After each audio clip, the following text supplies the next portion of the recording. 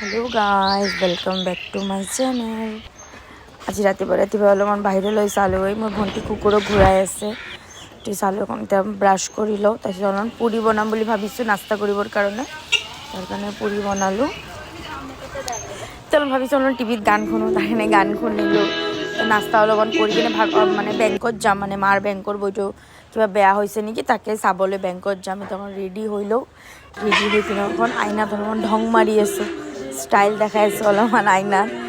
সেইটোৱে এতিয়া ওলাম আৰু ই আহিব, ইয়াৰ লগত যাম।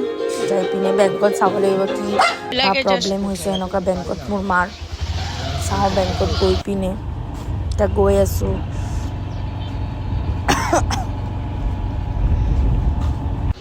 আহি পালোঁ বেংকলৈ, ভাল নালাগে,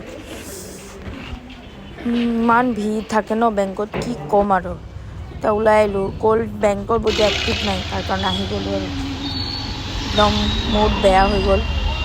আহি পিনে ঘৰত আহিলোঁ, তো আপোনালোকক বাই বাই দিলোঁ আৰু কালিলৈ আৰু এটা নতুন ব্লগলৈ লগ পাম।